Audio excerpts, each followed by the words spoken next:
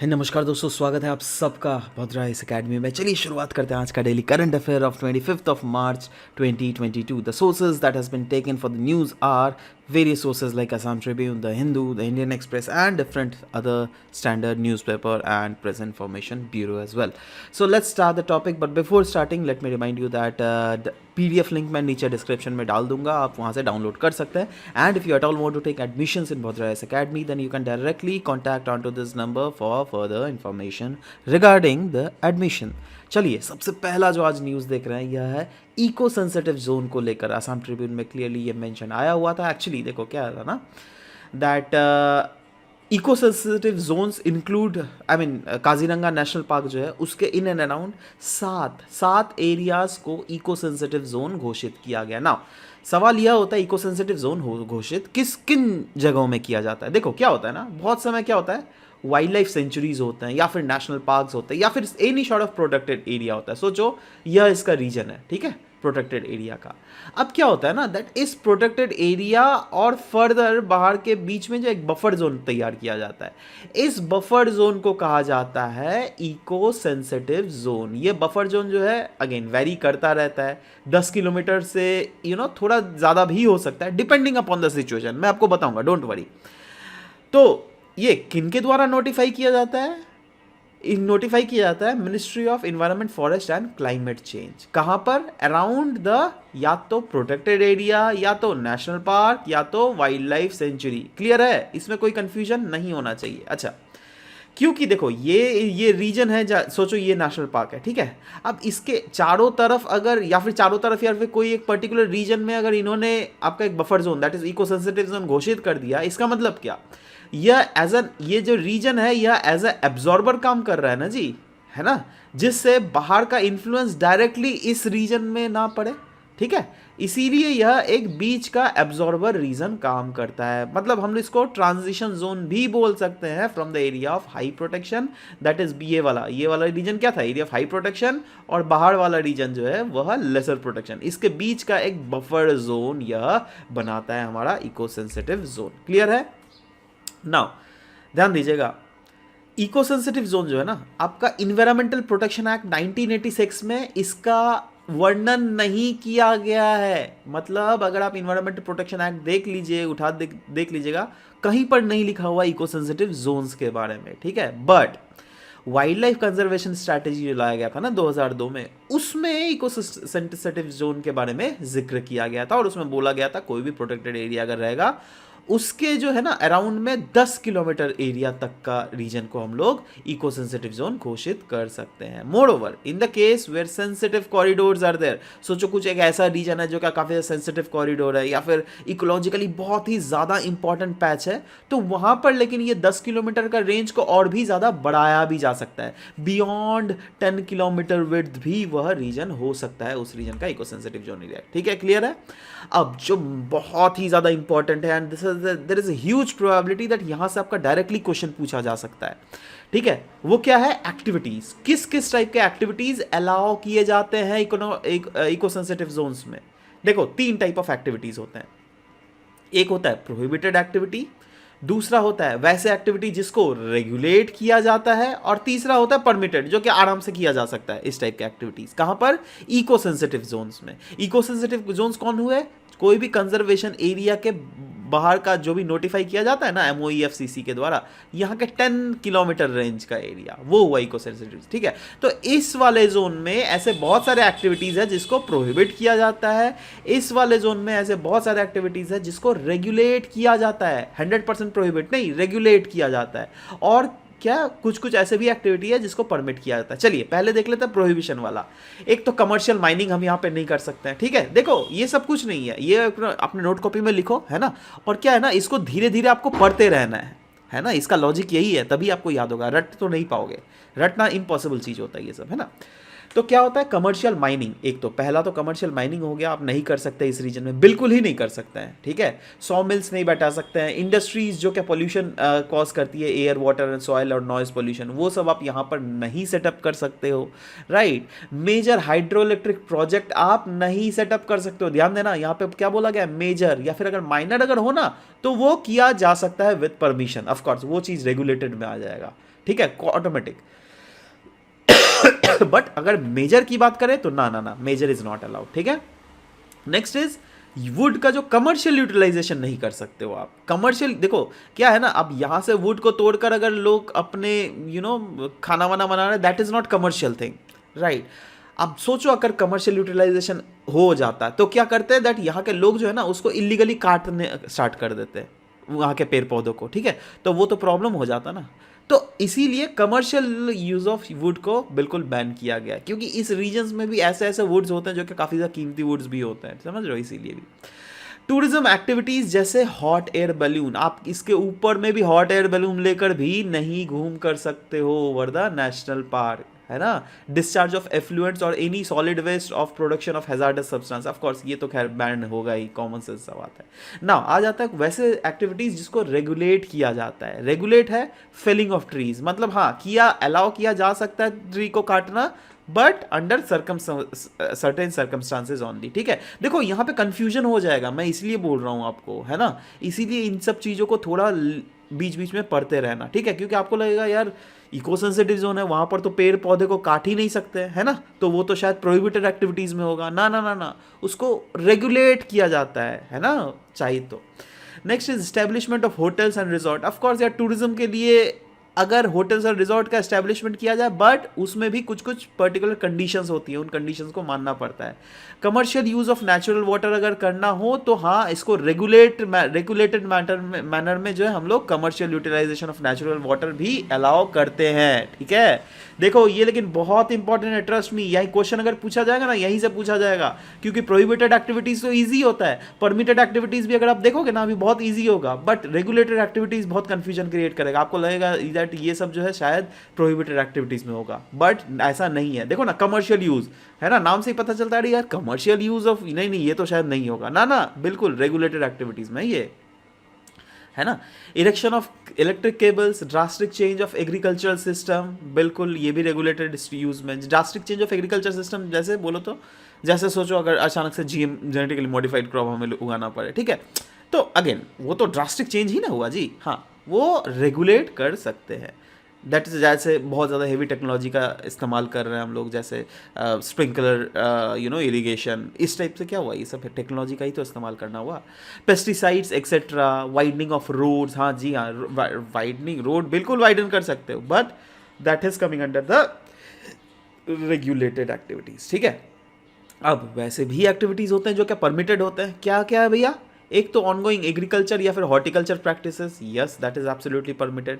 Rain water harvesting, yes that is absolutely permitted. Organic farming, yes that is absolutely permitted, right, नाम से ही पता चलता था। Use of renewable energy, जी हाँ यार परमिटेड होना ही चाहिए रिन्यूएबल एनर्जी, ठीक है। Adoption of green technology for all activities, जी हाँ ये भी एब्सोल्युटली परमिटेड एक्टिविटीज है, तो ये लेकिन ध्यान से पढ़ना आप, ठीक है। Next is handloom reservation of article for production act 1985। The Assam Tribune का एक छोटा सा आर्टिकल था जहां पर जोरहाट असिस्टेंट डायरेक्टर ने अर्ज किया था ट्रेडर्स से दैट प्लीज़ आप एक तो वैसे गारमेंट्स को स्टॉक या फिर सेल बिल्कुल ना करें जो क्या handloom preservation of article production act 1985 के अंडर बैंड है, राइट। जैसे आप ले लो गामूसा, है ना, उसके बाद वेरियस और भी गारमेंट्स होती हैं, ठीक है, सादोर मेखला जिसको बोला जाता है, ठीक है, तो ऐसे ही है, ठीक है। तो उसको रेगुलेट करने की बात बोली जा रही है ना। एंड ऑफ कोर्स इससे फ़ायदा क्या होगा, इससे जो है ट्रेडिशनल हैंडलूम वेवर्स है जो क्या अपने हाथ से उन चीज़ों को बुनते हैं, राइट। देखो यही चीज़ आप हाथ से बुने हुआ होगा और यही चीज़ आप मशीन में भी इसको आराम से पिरो सकते हो, ठीक है। बट हाथ से बुनने में इसको पता है कितना दिन लग जाता है, 10 से 15 दिन भी लग सकता है, बट वहीं पर मशीन से अगर करोगे तो आप मुश्किल से कुछ घंटे में हो जाएगा, समझ लो। तो ऑफकोर्स हाथ से जो है उसका मेहनत ज़्यादा हुआ ना यार, उनका प्रोडक्टिविटी ज़्यादा होना चाहिए, ठीक है, बट वहीं पर मशीन से अगर करोगे तब तो क्या जल्दी से खटाखट करके 1 घंटे में हो जाएगा, ठीक है। तो इसलिए उनको कम पैसे भी मिलते हैं, इसीलिए लोग भी उसको खरीदते हैं, बट अगेन कहीं ना कहीं हमें बीइंग एन एसएमईज इनको सपोर्ट बिल्कुल करना चाहिए, ठीक है। Anyways, it provides reservation for certain products which can only be produced by handlooms इस एक्ट के अंडर, ठीक है। तो ये एक्ट सिर्फ आपको दिमाग में रखना है। अब देखो जोरहाट असिस्टेंट डायरेक्टर ने बेसिकली अर्ज किया है दैट हाँ इसको आप लोग स्टॉक या फिर सेल ना करें जिससे लोकल इसको प्रमोशन मिले, है ना, बट अगेन इसको इन्फोर्स नहीं किया है अभी तक, ठीक है, इसीलिए ये न्यूज़ इन ट्रांजिशन ही हम बोल सकते हैं। नेक्स्ट इज बॉर्डर हाट, है ना, अचेन, ये भी द आसाम ट्रिब्यून में का आर्टिकल था जहाँ पर लिखा हुआ था त्रिपुरा गवर्नमेंट जो है वह 3 और बॉर्डर हाट सेटअप करेगी। पहले 2 पहले से एग्जिस्ट कर रहे थे, प्लस 3 और सेटअप करने की बात की जा रही है, ठीक है। Exam utility point of view से तो देखिएगा तो bilateral agreement involving India and other states of course इसमें इंक्लूड कर सकते हैं, क्योंकि ये जो एग्रीमेंट हो रहा है between Indian and Bangladesh government, ठीक है। अब बॉर्डर हाट होती क्या है, देखो ये इस टाइप की चीज़ें होती है, ठीक है। जैसे सोचो ये एक बॉर्डर के, अगेन बॉर्डर का इस साइड भी हो सकता है, इंडिया के साइड भी हो सकता है, बांग्लादेश के साइड भी हो सकता है ना। बट क्या होता है ना, एक पर्टिकुलर रीजन को चुना जाता है ना, दोनों गवर्नमेंट आपस में डिसाइड करती है और उन रीजन्स में दोनों देश के लोग एक साथ आकर इस टाइप की कुछ चीज़ें खरीद सकते हैं। जैसे होता नहीं है, कभी कभी देखो ये शर्ट बिक रहा है, टी शर्ट, बेल्ट, है ना, ये सब कुछ कुछ खिलौना बिक रहा है ना, कुछ कुछ और भी सब्जियां भी बिकती हैं, ठीक है। तो इससे देखो ये करवाने का मेन मकसद यही है दैट प्रमोट किया जा सके भाईचारा दोनों देशों के बीच में, क्योंकि ये सदियों से चला हुआ आ रहा है ना। हम लोग जब सोचो ना, बांग्लादेश जब नहीं बना था तब क्या था, ऑफकोर्स वो तो इंडिया ही था, है ना। तो अगेन ये चला हुआ आ रहा है यार, दशकों से ये सब चीज़ें चली हुई आ रही हैं, ठीक है। तो उन कस्टम्स को फिर से रिवाइव कर रही है दोनों सरकारें मिलकर, है ना। ना यहाँ पर जो भी सवाल होता है, सोचो ये इंडियन है ना, सोचो ये बांग्लादेशी है ना। अब यहाँ पर एक कस्टमर जो है वो यहाँ से भी सामान खरीद सकता है, कस्टमर यहाँ से भी सामान खरीद सकता है, तो वो किस चीज़ में पैसा देगा, तो देखो या तो बार्टर बेसिस में भी काम चलता है, ठीक है। और पैसे जैसे इसके पास इंडियन करेंसी है, ठीक है, तो वो इंडियन करेंसी से दोनों ही चीज़ खरीद सकता है, बाद में ये लोग जो है बाद में एक्सचेंज कर सकते हैं, ठीक है। तो इतना फैसिलिटीज़ बेसिकली दिया हुआ रहता है। और ये हाट बेसिकली रूरल एरियाज़ में अगर जाइएगा तो इस टाइप के जो इंस्टीट्यूशंस, मतलब जहाँ पर आपका सब्जियाँ बिकती हैं, ये सब चीज़ें बिकते रहते हैं, उसको हाट बोला जाता है, ठीक है। तो इसीलिए भी इसको हाट बोला गया, इसको रूरल मार्केट भी बोला जाता है ना। और ऑफ कोर्स ये इंडिया अभी त्रिपुरा के बीच में अभी बोला गया, ठीक है। Next is uniform civil code के बारे में न्यूज़ था। क्यों? क्योंकि उत्तराखंड की जो गवर्नमेंट है ना, उन्होंने क्लियरली बोल दिया दैट देखो भैया हम लोग तो यूनिफॉर्म सिविल कोड जो है लाएंगे। GS2 पर्सपेक्टिव में इंडियन कॉन्स्टिट्यूशन सिग्निफिकेंट प्रोविजंस के अंडर आप इसको क्लासीफाई कर सकते हैं। क्यों? क्योंकि ये इंडियन कॉन्स्टिट्यूशन में अगर आर्टिकल 44 देख लीजिएगा, directive principles of state policy में, तो उसमें क्लियरली बोला गया है that state shall strive to come up with uniform civil code. Uniform civil code होता क्या है, यह सवाल आपका दिमाग में खटकना चाहिए। देखो अभी तक क्या थी ना, दैट हमारे पता है दैट आपको अलग अलग रिलीजन के लोग रहते हैं, राइट। हिंदुइज्म, इस्लाम, क्रिश्चियन, सिखिज्म, है ना, बुद्धिज्म, तो अलग अलग रिलीजन के लोग रहते हैं, तो सबके अलग अलग कस्टम्स है, सबके अलग अलग जो है ना धर्म के रूल्स हैं, ठीक है। अब ठीक है, अभी तक तो रिस्पेक्ट किया जा, अभी सेंट्रल गवर्नमेंट अभी भी रिस्पेक्ट करती ही है, राइट, दैट हाँ चलो भाई सबके धर्म को अपना हक मिलना चाहिए। बट कुछ कुछ राज्यों में कभी कभी क्या होता है, एडमिनिस्ट्रेशन में बहुत ज़्यादा प्रॉब्लम आ जाता है। जैसे जैसे अगर कोर्ट का जज बैठेगा, उसको 5 धर्मों के लिए 5 अलग अलग प्रोविजंस उन लोग को वर्डिक्ट देने पड़ेंगे, समझ रहे हो।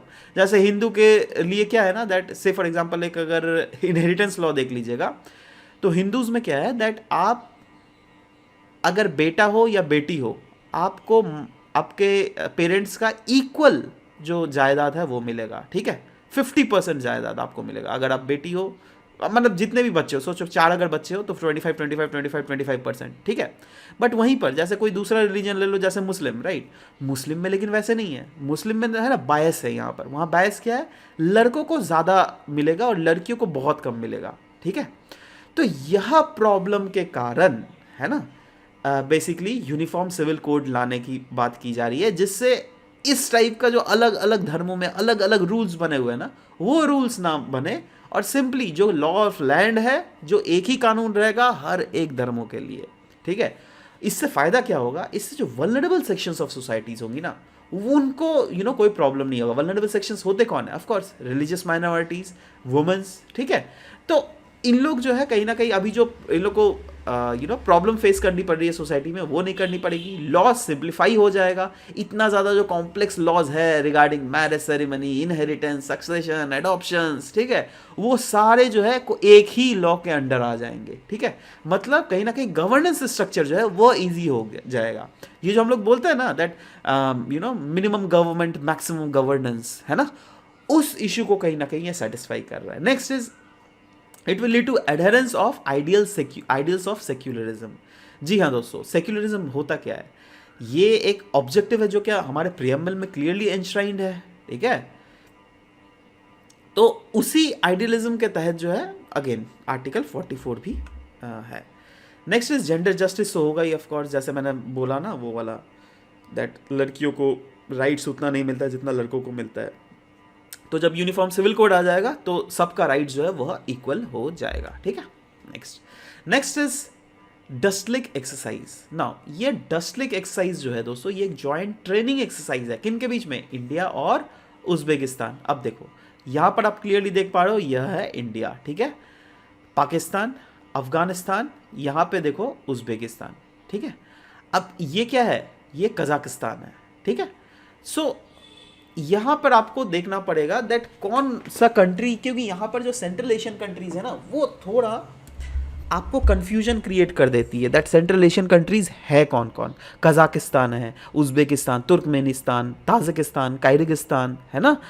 तो ये सब जिससे कंफ्यूजन ना क्रिएट हो, इसलिए आप थोड़ा ध्यान में रखिएगा दैट कौन सा कंट्री कहाँ है। ठीक है, अच्छा बताइए, तो एक क्वेश्चन आपसे, छोटा सा क्वेश्चन पूछ रहा हूँ, नीचे कमेंट सेक्शन में लिखिएगा। ठीक है, कजाकिस्तान और उज्बेकिस्तान के बीच में एक छोटा सा सी आता है, उस सी को कहते क्या है? देखो ये है कजाकिस्तान, ये उज्बेकिस्तान, इसके बीच में ये छोटा सा सी, ये सूख गया है, ये सी है ना, इस सी का नाम क्या है? नीचे से में कमेंट सेक्शन में लिख लीजिए आप। चलिए नेक्स्ट इज इस एक्सरसाइज से फायदा क्या होगा? ऑफ कोर्स दोनों देशों की मिलिट्री जो है काउंटर टेररिज्म एक्सरसाइज करेगी, वो भी यूएन मैंडेट के अंडर में रहकर। ठीक है, और साथ ही साथ एक अंडरस्टैंडिंग दोनों देशों के बीच में बनेगा, कोऑपरेशन बैठेगा, इंटर ऑपरेबिलिटी जो होती है दो आर्मीज के बीच में वो प्रॉपर हो पाएगी। ठीक है, तो ये सब चीज़ें हैं। अगेन कुछ एक्सरसाइजेज है दोस्तों जो कि डिफरेंट अदर देशों के साथ भी किया जाता है, उसको भी मैं यहाँ पे मेंशन करना चाहता हूँ। जैसे गरुड़ शक्ति, इंडिया इंडोनेशिया के बीच में, एकूबरीन, इंडिया मालदीव्स के बीच में, hand in hand, India China, bolt Kurukshetra बताइए तो इंडिया सिंगापुर। ठीक है, इसको ध्यान से रखिएगा क्योंकि ये सब याद नहीं होगा जल्दी से। मित्र शक्ति है आपका जाकर श्रीलंका, नोमैडिक एलिफेंट मंगोलिया, शक्ति फ्रांस, सूर्य किरण नेपाल, युद्ध अभ्यास यूएसए के साथ हम लोग करते हैं। ठीक है, next women transforming India awards, NITI Aayog ने बेसिकली ऑर्गेनाइज किया था 5th edition of womens transforming India award. ये एक एनुअल इनिशिएटिव है जो कि हाईलाइट करती है दैट इंडियन वुमेन लीडर्स ने और इंडियन एंटरप्रेन्योर्स ने, वैसे लोग जो क्या बहुत खूबसूरत अच्छा काम करते हैं अपने एरियाज ऑफ एक्सपर्टाइज में, उनको रिकॉग्निशन देना होता है, राइट। और इनकी भी अलग अलग कैटेगरीज होती हैं दोस्तों। एक तो है पब्लिक एंड कम्युनिटी सर्विसेज में वुमेन्स क्या काम कर रही है, मैन्युफैक्चरिंग सेक्टर में अगर कोई वुमेन है तो उनको है ना सम्मानित किया जाता है, नॉन मैन्युफैक्चरिंग सेक्टर में, financial products and enabling economic growth वाले सेक्टर में, climate action, promote art culture and handicraft, digital innovation, इन सारे सेक्टर्स में बेसिकली प्रोत्साहन दिया जाता है वुमेन्स को। ठीक है, चलो अब कुछ एमसीक्यूज भी डिस्कस कर लेते हैं। जैसे पहला एमसीक्यू है इको सेंसिटिव जोन्स, ये किन के द्वारा नोटिफाई किया जाता है? Revenue department of the state, NITI Aayog, MOEFCC या फिर PMO, प्राइम मिनिस्टर्स ऑफिस। देखो MOEFCC का फुल फॉर्म आपको पता रहना चाहिए, ministry of environment forest and climate change. ठीक है, तो ये सब चीज़ें याद रहना चाहिए एंड इसका सही ऑप्शन भी यही है, MOEFCC। ठीक है, नेक्स्ट क्वेश्चन है consider the following statement regarding uniform civil code. पहला है it is mentioned in article 44 of DPSP, directive principles of state policy, which is absolutely true. दूसरा है it will make all religious laws outside the ambit of law as non-bailable offense। अच्छा, all violation यहाँ पे होना चाहिए था। ठीक है, एनीवेज कोई बात नहीं, आप समझ जाओ। बट यहाँ पे देखो एक्सट्रीम मैंने चीज लिख दिया है ना, एक्सट्रीम जब भी कुछ दिया ना non bailable offence, that is, अब सोचो अगर ठीक है अगर यूनिफॉर्म सिविल कोड लग गया उसके बाद भी अगर वुमेन को उतना राइट नहीं मिल रहा है, मेल को राइट मिल रहा है, क्या वो नॉन बेलेबल ऑफेंस है? वो तो लॉ में मेंशन नहीं किया गया ना इतना हार्श। हाँ उसका ये है दैट हाँ निगोशिएशन के बाद वो जो है आपको आपको मतलब that is not criminal activities पर से, ठीक है। तो ये चीज़ है, ये चीज़ रॉन्ग होगा और पहला वाला सही है, ठीक है। तो इसलिए answer will be A. Next is consider the following statement regarding joint military exercises, okay, dust leak exercises between India and Kazakhstan. बताइए अभी तक हम लोगों ने क्या पढ़ा? Dust leak exercise India Kazakhstan के साथ था या उज्बेकिस्तान के साथ था, है ना? उज्बेकिस्तान होगा यहाँ पे, ठीक है, उज्बेकिस्तान। तो ये वाला तो खैर गलत है पहला वाला। दूसरा है गरुड़ शक्ति जो है ये इंडिया और इंडोनेशिया के बीच में है, एब्सोल्युटली, जी हाँ ये बिल्कुल सही है। तो correct option here will be do only, clear है। Next question, women's transforming India awards is an initiative of ministry of women and child development, ministry of social justice and empowerment, prime minister's office या फिर NITI Aayog? Of course the answer is NITI Aayog if you have actually gone through it, right.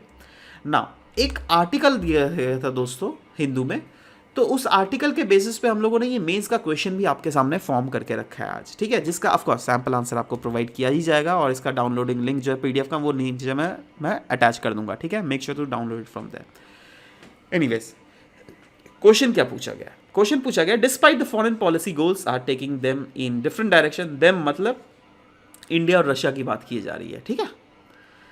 It is imperative for India and Russia to bolster their ties, मतलब अभी का अगर geopolitical situation देख लीजिएगा, अभी का अगर फॉरेन पॉलिसी गोल देख लीजिएगा, ठीक है, तो वो रशिया को एक अलग डायरेक्शन में ले जा रही है ना, और इंडिया को एक अलग डायरेक्शन में ले जा रही है ना।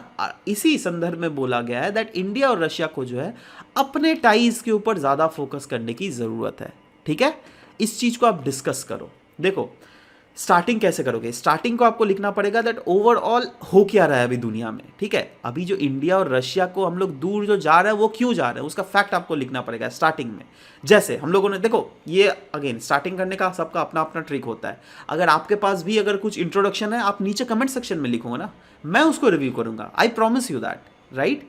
तो स्टार्टिंग क्या किया है, आप ऐसे स्टार्टिंग कर सकते हैं ना। मैं ये नहीं बोल रहा हूँ दैट ऐसे ही आपको स्टार्टिंग करना पड़ेगा, ये समझ जाओ, ठीक है। There are several geopolitical event जिन्होंने इंपैक्ट किया है इंडिया और रशिया के रिलेशंस को। जैसे पहला तो sharpening rivalry between USA and China. आपको पता है इंडिया यूएस का अलाई है, चाइना रशिया चाइना का अलाई है, ठीक है। तो ये सब चीज़ है। इंडिया चाइना का बॉर्डर टसल है एक बहुत बड़ा इशू, जिसके ऊपर में रशिया ने कोई प्रॉपर एकदम कड़ा स्टैंड नहीं लिया था, ठीक है, एक ये चीज़ है। नेक्स्ट इज कहीं ना कहीं डिक्लाइन हो रही है ties between the West and Russia, ठीक है।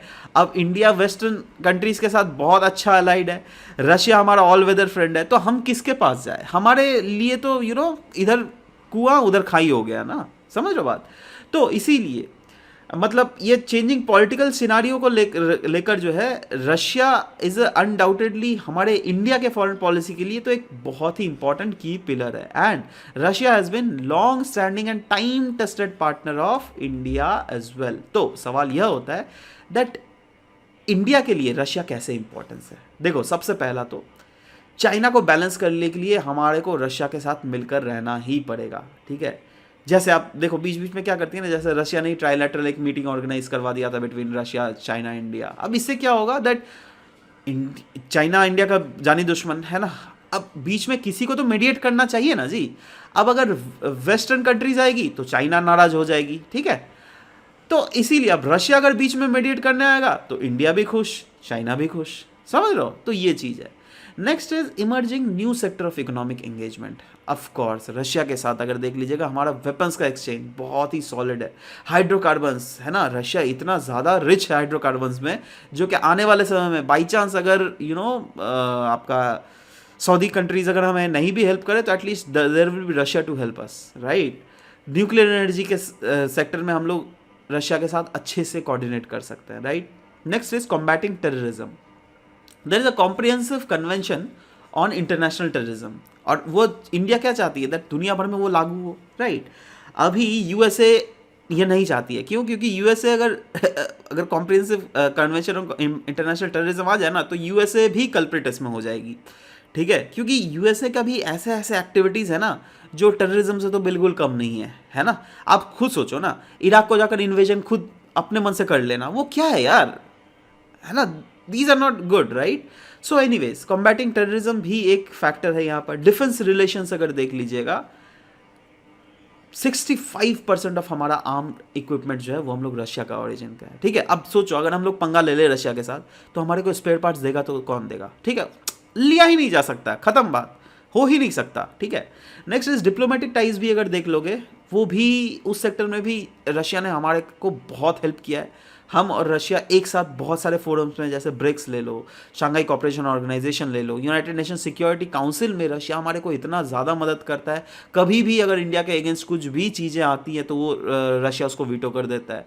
ठीक है, तो अगेन रशिया इज बोल रहा हूँ ना, ऑल वेदर फ्रेंड है हमारा। ठीक है, तो ये सब फैक्टर है, ये सब आस्पेक्ट्स है जिसके कारण रशिया की इंपॉर्टेंस इंडिया के लिए बहुत ज़्यादा है। बट चैलेंजेस भी हैं दोनों के रिलेशन में। जैसे इंडिया जो है ना वो वेस्ट के खेमे में ज़्यादा जा रहा है, और रशिया जो है वह चाइना के खेमे में ज़्यादा आ रहा है। ठीक है, क्यों? क्योंकि चाइना का जो एक्सपेंशनिस्ट पॉलिसी है, अब ये क्यों हुआ, इंडिया जो वेस्ट के खेमे में क्यों गया? क्योंकि चाइना का एग्रेसिव एक्सपेंशनिस्ट पॉलिसी है ना। तो अगेन हमारा जो पास्ट हेजिटेशंस थे ना, दैट अरे भाई हम लोग तो नॉन अलाइन कंट्री है। भैया देखो, अभी सिचुएशन तब का नॉन अलाइनमेंट वाला था, बट अभी का सिचुएशन अगर देखोगे नॉन अलाइनमेंट वाला है ही नहीं। We had to align, but देखो हमारा क्या है ना, इंडिपेंडेंट फॉरेन पॉलिसी होना चाहिए। अलाइनमेंट कहीं भी रहो, बट हमारा फॉरेन पॉलिसी ऐसा होना चाहिए जिससे हमारे लोगों को फायदा मिले, जिससे हमारा देश जो है वो फ्यूचर में आगे बढ़े। ठीक है, और यही चीज़ को हम लोग एक्टिवली परस्यू भी करते हैं। इसीलिए हम लोग का नो डाउट रशिया के साथ भी बहुत अच्छा रिलेशन है, और टाइज जो है यूएसए के साथ वो भी बढ़ता चला जा रहा है। Russia is improving relation with China and better ties with Turkey, Iran and Pakistan. मतलब वो ना, रशिया जो ईस्ट के खेमे में जा रहा है, मतलब वो क्लियरली दिख रहा है, चाइना के साथ उसके रिलेशंस बढ़ रही है, टर्की, ईरान, पाकिस्तान के साथ भी वो धीरे धीरे अपना संबंध बढ़ा रहा है, राइट, जो क्या अगेन इंडिया के इंटरेस्ट को बहुत ज़्यादा हार्म करता है। नेक्स्ट चैलेंज है commercial relations with Russia are stagnant. जी हाँ, एब्सोल्युटली, अगर नो डाउट जहाँ पर जो मतलब कमर्शियल रिलेशन जैसा पहले था ना वैसा है, बढ़ना चाहिए ना जी कोई देशों के साथ, वो चीज़ कहीं ना कहीं अभी भी स्टैग्नेंट है, राइट। तो ये बहुत बड़ा चैलेंज ही ना हुआ एक। Next is growing military partnership between Russia and China, और साथ ही साथ रशिया बिल्कुल अपोज करती है इंडो पैसिफिक फ्रेमवर्क को, और साथ ही साथ रशिया ये भी कंसिडर करती है दैट जो क्वाड जो है ना वो एशियन नाटो बनने वाली है फ्यूचर में।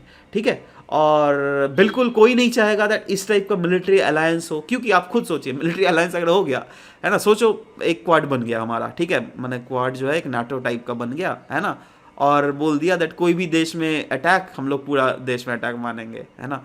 सो आप खुद सोचो तब का तो चाइना का एक्सपेंशनिस्ट पॉलिसी में तो पानी फिर जाएगा ना। तो वो चीज़ है जो क्या बहुत बड़ा प्रॉब्लम हो सकता है ना। सवाल होता है वे फॉरवर्ड क्या है भैया।